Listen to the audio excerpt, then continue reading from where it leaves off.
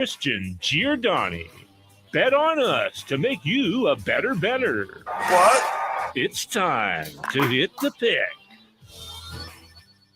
Welcome, everyone. Happy Friday. I'm Christian Giordani. Alongside me, we got Loud Esmond and Tom Wright. Loud!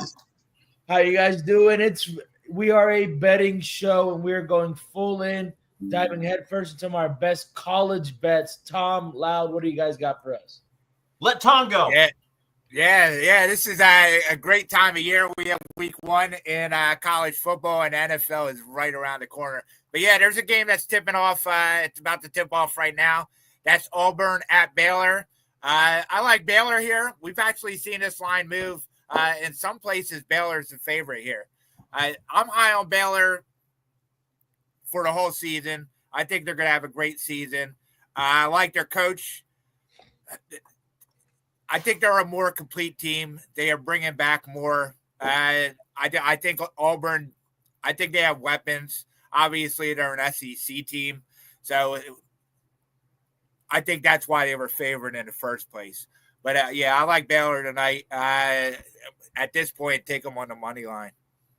Yeah, I'm with you in this game. Hugh Freeze at Auburn has yet to really get the scoring going there. They only scored 23.6 points per game. They were worse the year before. So last year, they were 93rd in scoring. And they're bringing in a transfer QB who struggled at Oklahoma. His name is Jackson Arnold, which means he's probably related to a Confederate general. So I have a hard time backing a guy who struggled at Oklahoma and sounds more like a Confederate general than a quarterback. Now, they played great defense last year, 21st, and they returned a lot of starters, but Baylor also loaded up on defense in the transfer portal. I think they've got more team speed, and Baylor scored 33.5 points a game last year, and the offense returns nine starters. So I think Baylor's too much I'm with you, Tom. Baylor's too much for Auburn in this game. Yeah, especially at home, too. First game of the season. This might be a travel issue for Auburn as well. UNLV Sam Houston in an hour. You got a pick there?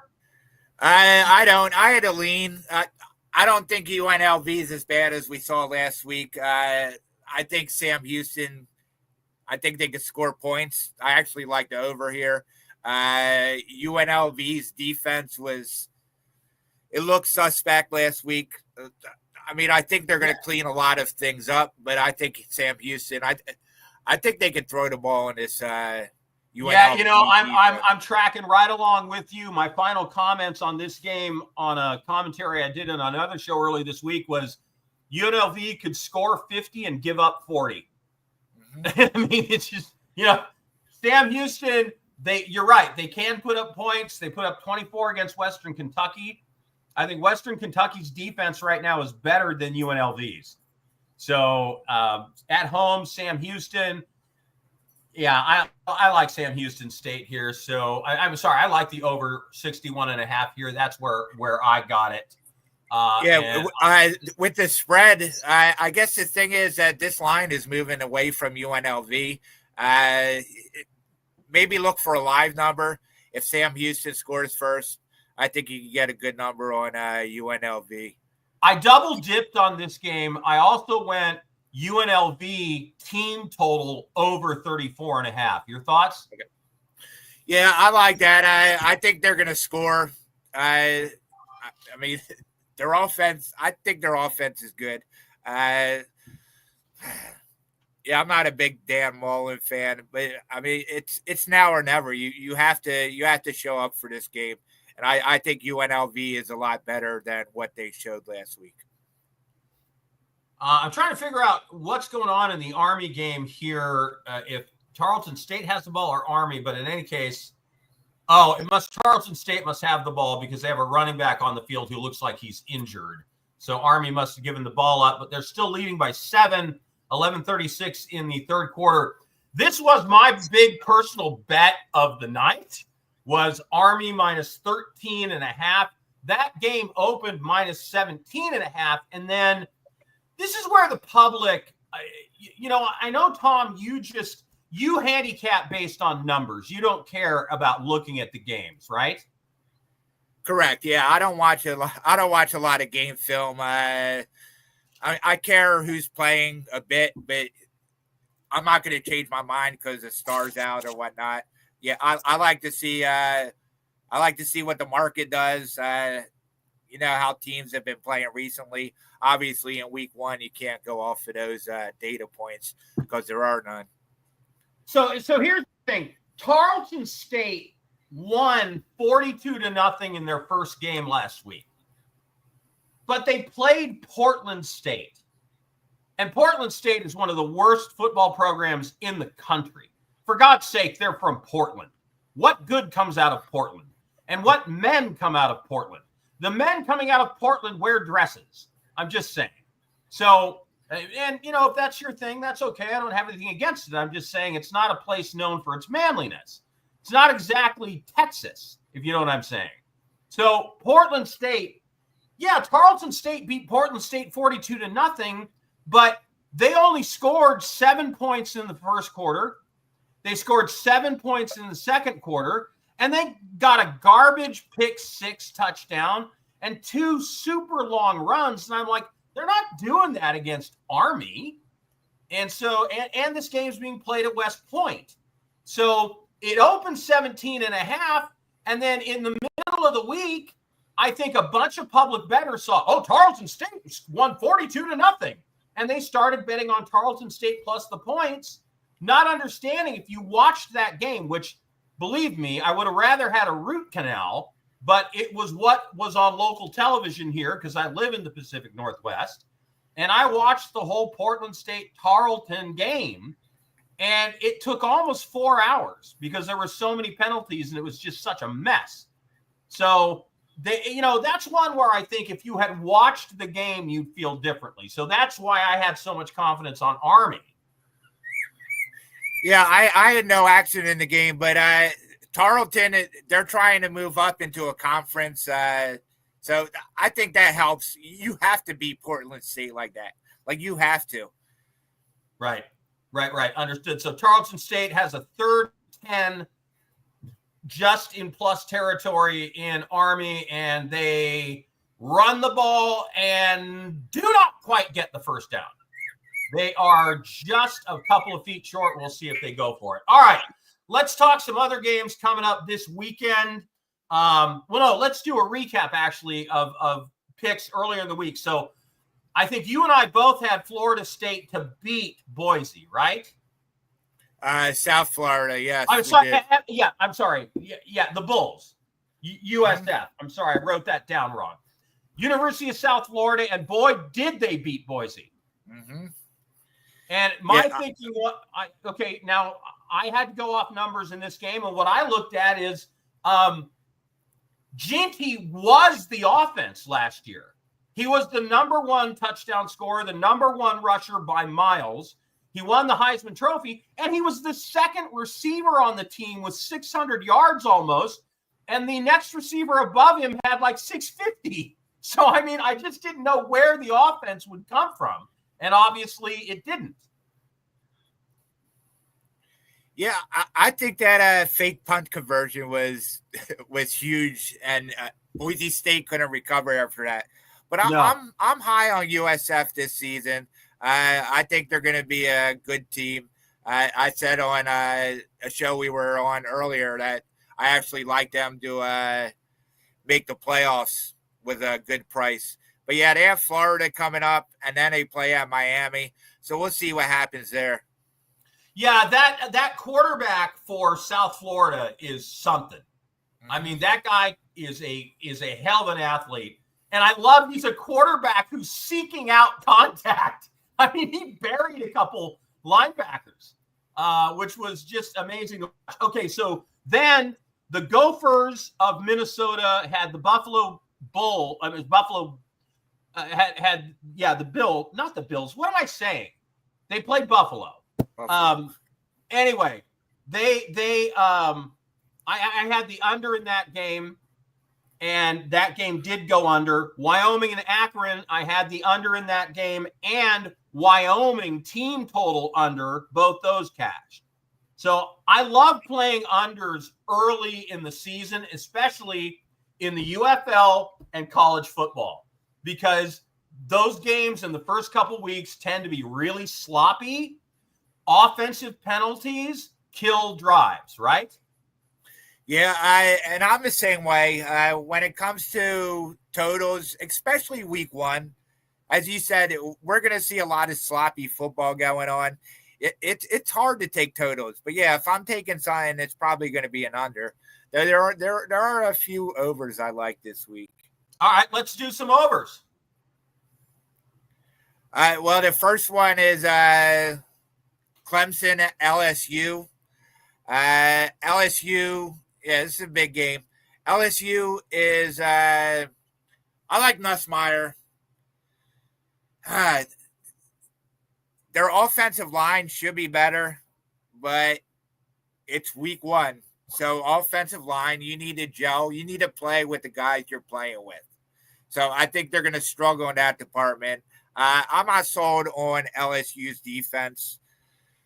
Clemson, on the other hand, I think their offense is going to be great. I like Cade Klubnik. He has weapons. They can run the ball. They have a lot of guys returning.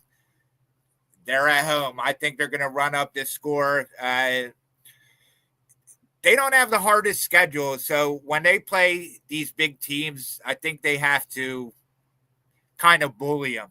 So I think they're going to run the score up here if they. Brian Kelly has lost every opener since he got to LSU. So I don't know what that's about, how you can't fix that. I mean, if there would be one thing I think you'd be focused on if you're Brian Kelly is winning your opening game after you dropped the first two years, but he did it again last year.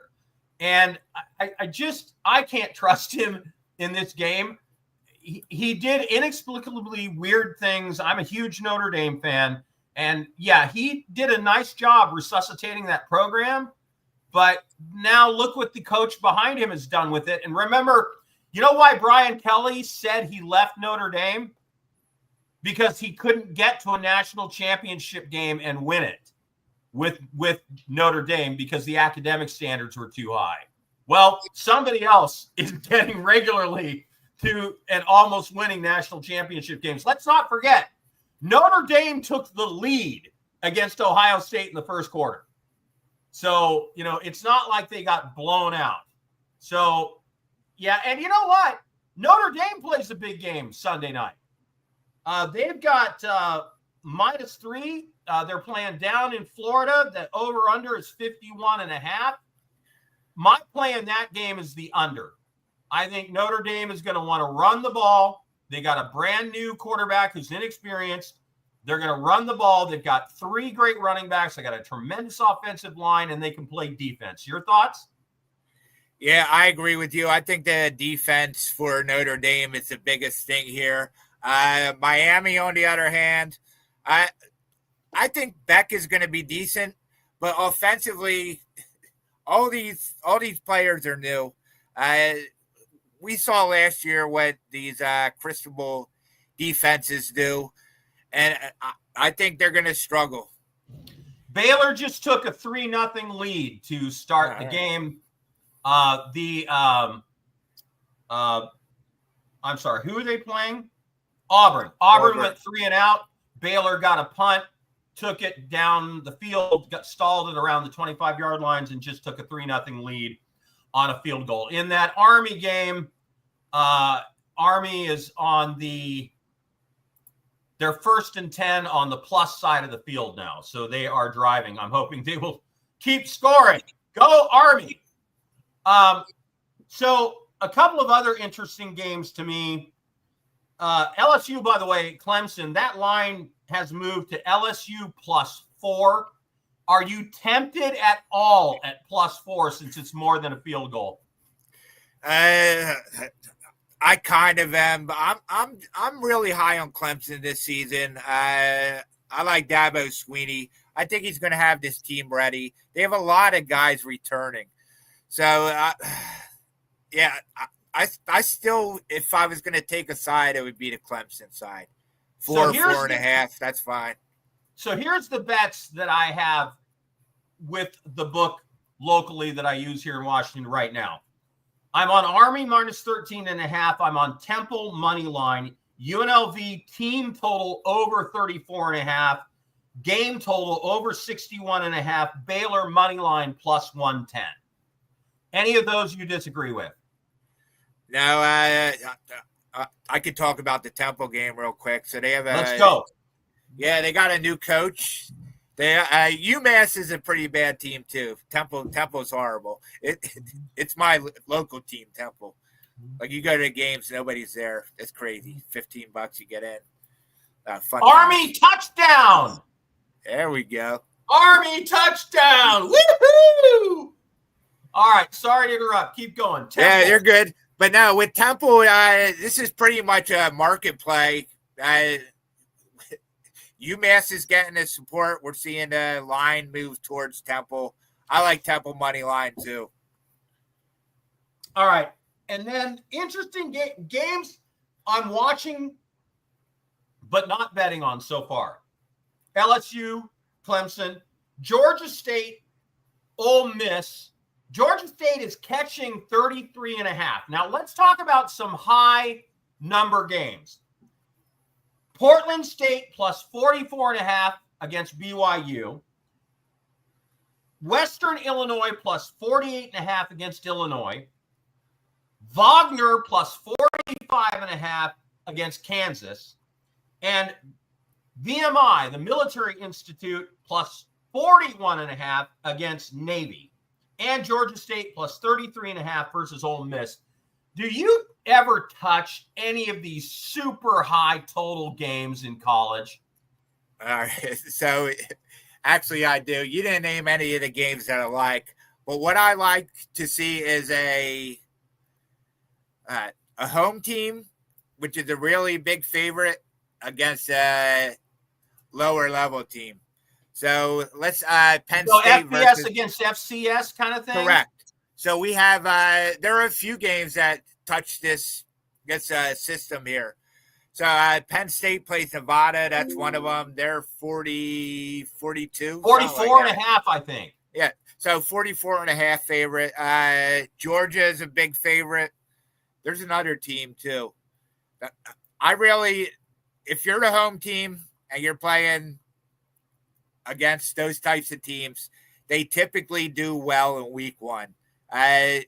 These are like preseason games for these teams, and they want to try out a lot. It's the cupcake game that the big programs always used to play, where they're paying some team, Sister Mary's School of Typing, to come in, and they're paying them $2 million to get their head beat in, to give their team confidence.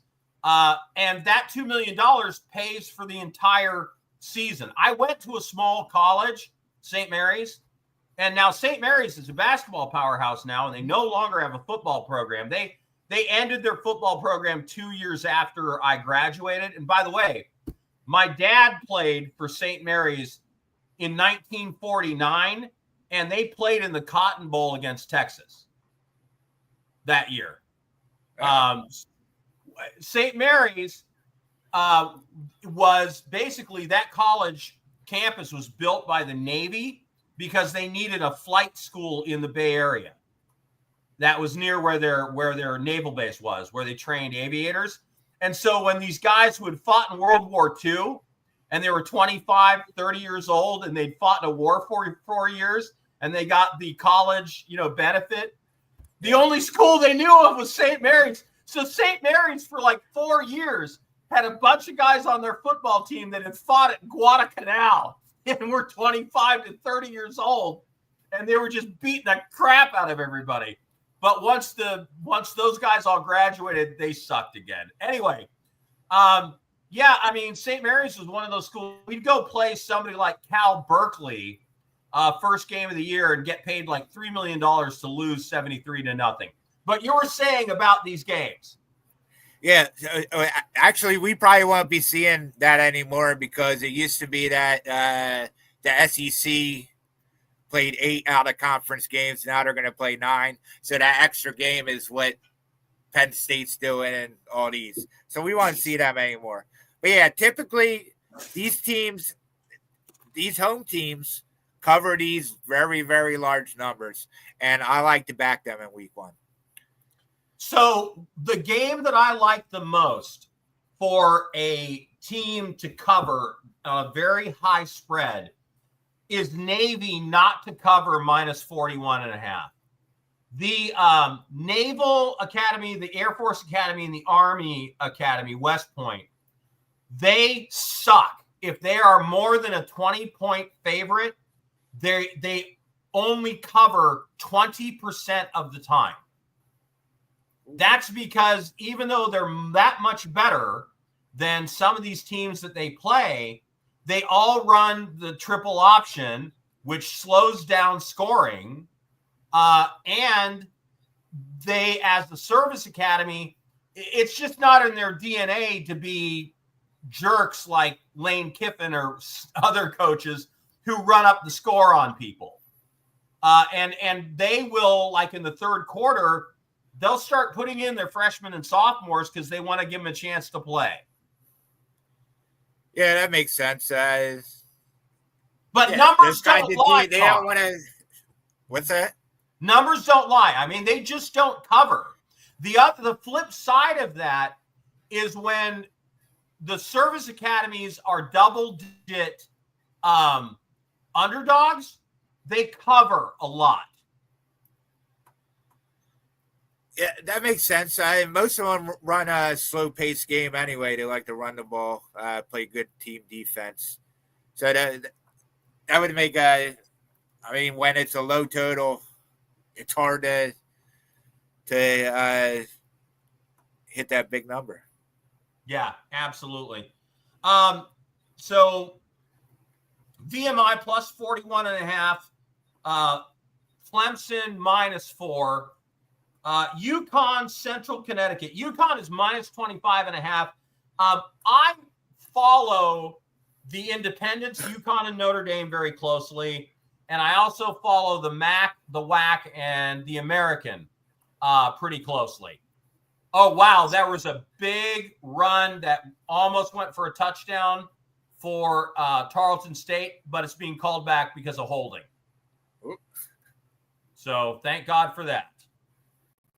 Don't need any scoring by Tarleton State. And then Bucknell plus 30.5 against Air Force. I don't think Air Force is going to be as good as everybody thinks. So those are some that I'm watching on the college side.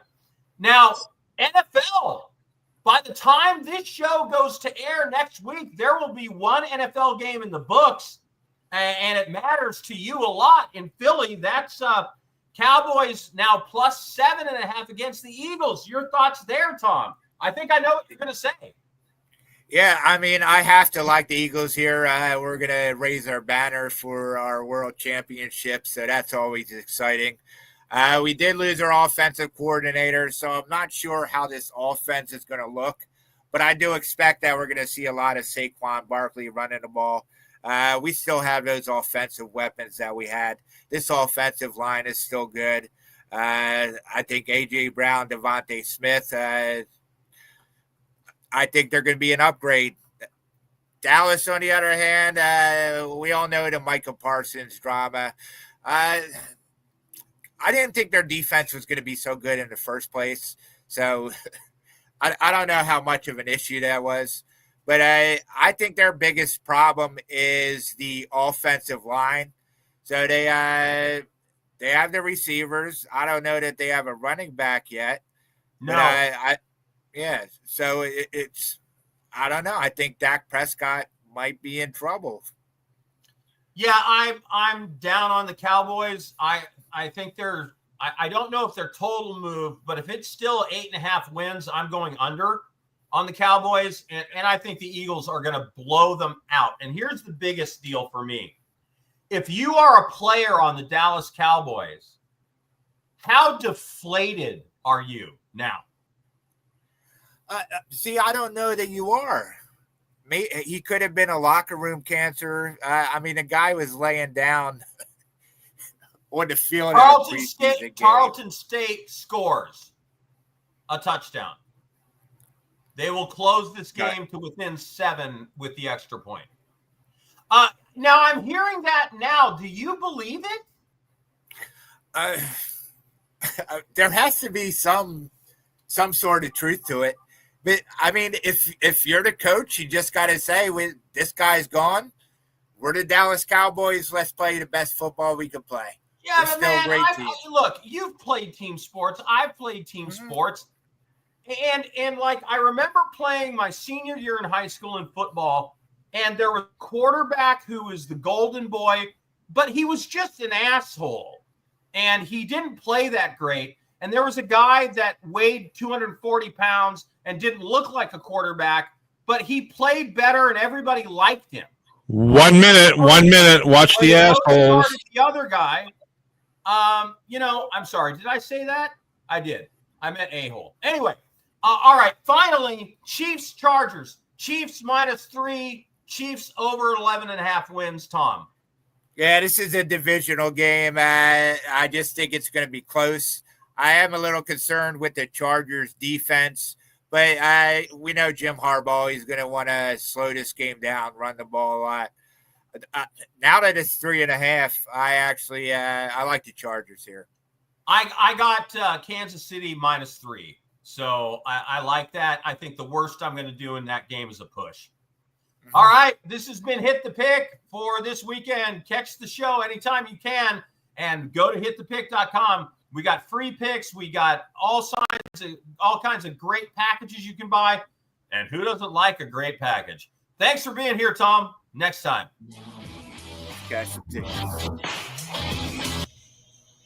All right, take it easy, guys. Thank you.